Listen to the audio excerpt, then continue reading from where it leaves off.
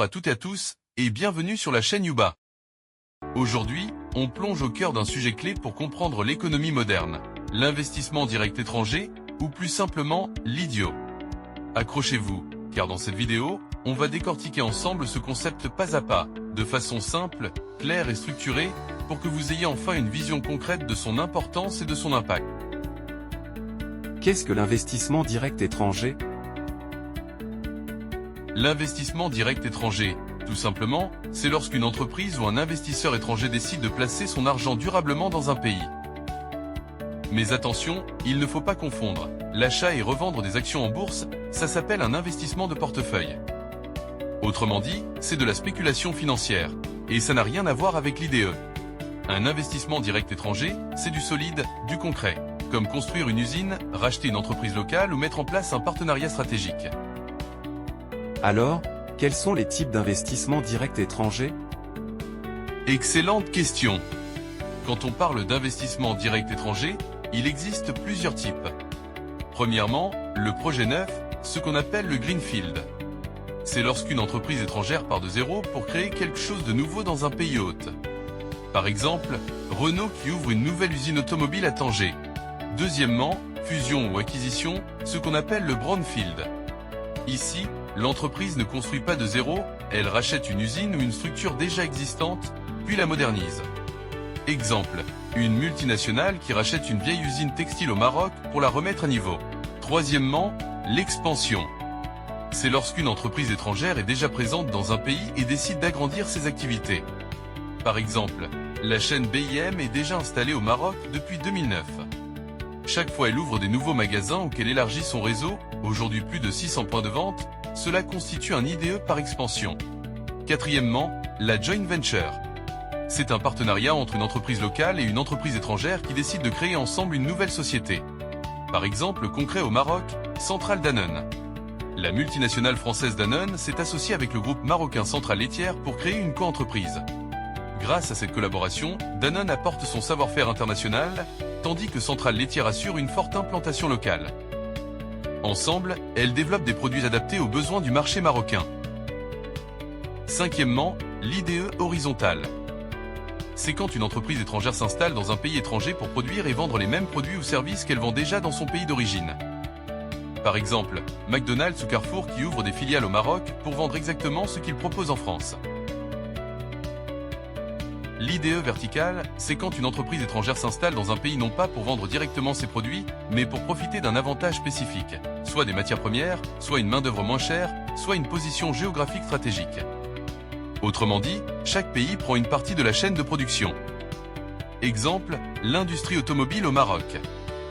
Plusieurs multinationales installent des usines à Tanger ou Kenitra pour fabriquer des pièces détachées ou assembler des véhicules, qui seront ensuite exportés vers l'Europe. C'est ça l'IDE verticale, une division internationale du travail. En résumé, il existe plusieurs types d'IDE. Le greenfield, quand une entreprise crée un projet à partir de zéro, comme construire une nouvelle usine. Le brownfield, quand elle rachète ou modernise une entreprise déjà existante. L'expansion, lorsqu'une multinationale déjà présente dans un pays décide d'agrandir ses activités. La joint venture, un partenariat entre une entreprise locale et une étrangère. L'IDE horizontale, reproduire le même produit dans un nouveau marché. L'IDE verticale, fragmenter la chaîne de production entre plusieurs pays. Chacun de ces types d'IDE a un rôle spécifique et un impact différent sur l'économie locale. Création d'emplois, transfert de savoir-faire, modernisation des secteurs et ouverture vers les marchés mondiaux. Pourquoi les pays cherchent-ils à attirer des IDE ? Tout simplement parce que les investissements directs étrangers sont un moteur puissant pour l'économie locale. D'abord, ils créent des emplois pour la population locale. Quand une entreprise étrangère ouvre une usine ou un bureau, ce sont des centaines, parfois des milliers de postes qui voient le jour, améliorant ainsi le niveau de vie et réduisant le chômage. Ensuite, ils permettent le transfert de savoir-faire et de nouvelles technologies. Concrètement, quand une multinationale s'installe dans un pays, elle ne ramène pas seulement de l'argent, mais aussi son expertise, ses méthodes de travail modernes et ses technologies avancées. Les employés locaux apprennent de nouvelles compétences, les entreprises locales s'améliorent et tout le secteur devient plus compétitif. Exemple au Maroc, l'industrie automobile avec Renault et Stellantis, qui ont permis de développer des compétences locales en ingénierie, en production et en logistique. Ils contribuent aussi à la modernisation et à la compétitivité de l'économie locale. Les entreprises étrangères apportent de nouvelles méthodes de gestion, des standards de qualité plus élevés et des technologies avancées.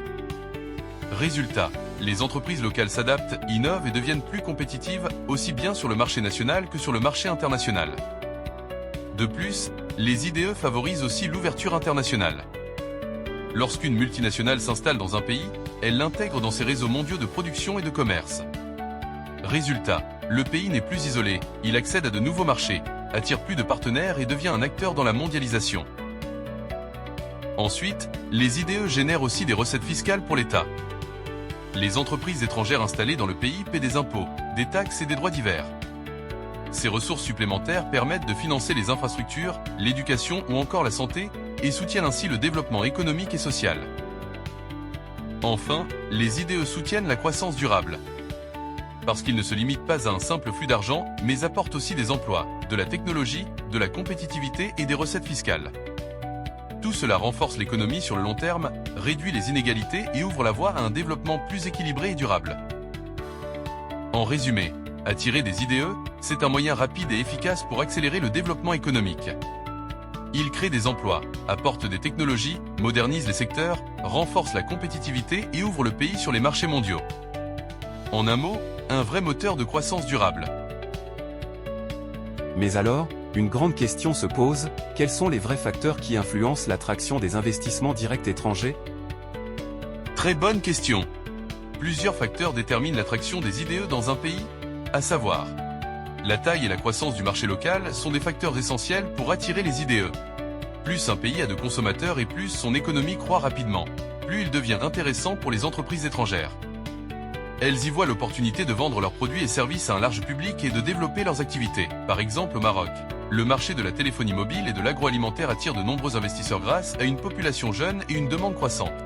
La stabilité politique et économique est un facteur clé pour attirer les IDE. Les entreprises étrangères recherchent un environnement sûr et prévisible, où les lois sont respectées et où il n'y a pas de risque majeur de conflit ou de crise financière. Ensuite, la qualité des infrastructures est un facteur déterminant pour attirer les IDE. Les entreprises étrangères ont besoin de routes, ports, aéroports, électricité et télécommunications fiables pour produire, transporter et vendre leurs produits efficacement. De plus, la main-d'œuvre qualifiée et compétitive est un facteur essentiel pour attirer les IDE. Les entreprises étrangères cherchent des employés formés, compétents et capables de s'adapter aux technologies et méthodes modernes. Les incitations fiscales et réglementaires jouent un rôle clé dans l'attraction des IDE. Les entreprises étrangères sont attirées par des réductions d'impôts, des subventions ou des procédures administratives simplifiées, car cela réduit les coûts et facilite l'implantation.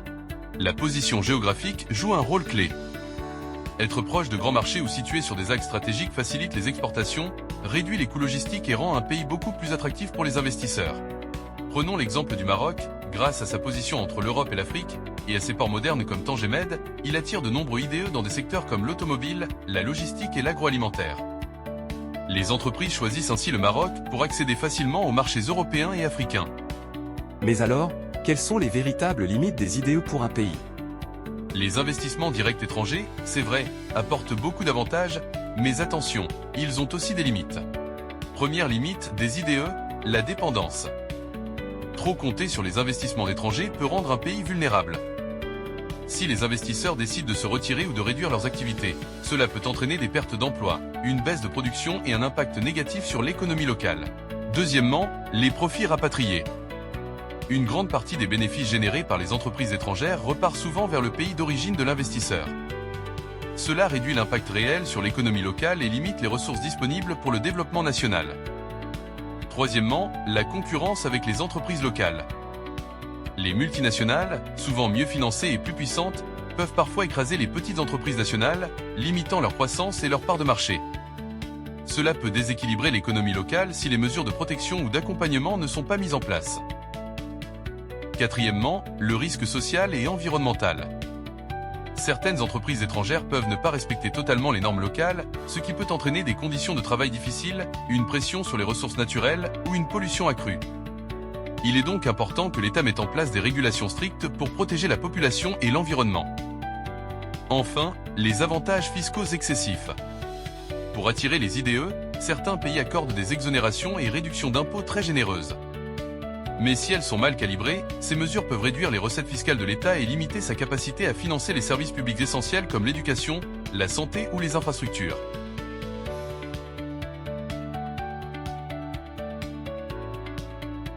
Pouvez-vous citer quelques exemples de pays qui ont réussi à stimuler les IDE dans le monde?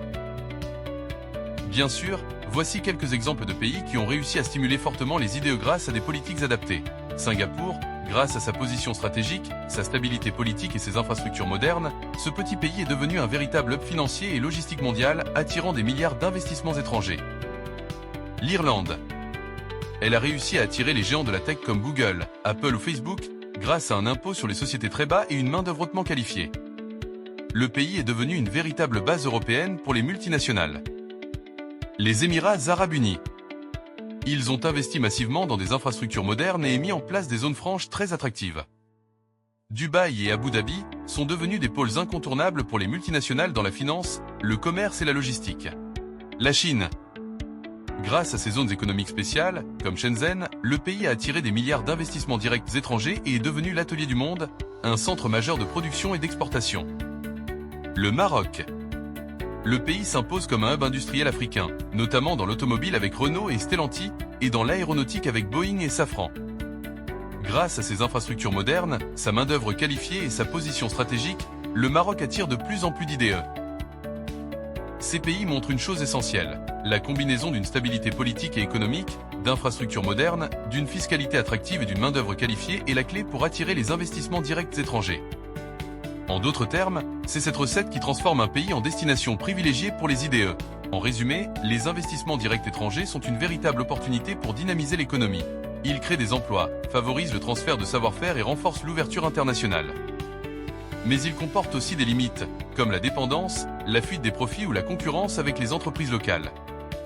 L'enjeu pour un pays comme le Maroc est donc de trouver le juste équilibre, accueillir les IDE, tout en protégeant ses intérêts nationaux, pour en faire un véritable moteur de croissance durable et partagé. Et vous, à votre avis, quelles sont les politiques publiques que le Maroc devrait mettre en place pour stimuler encore davantage les IDE? Merci d'avoir suivi cette vidéo. Si vous avez aimé ce contenu, pensez à vous abonner, à liker et à partager. On se retrouve très bientôt pour un nouveau sujet économique.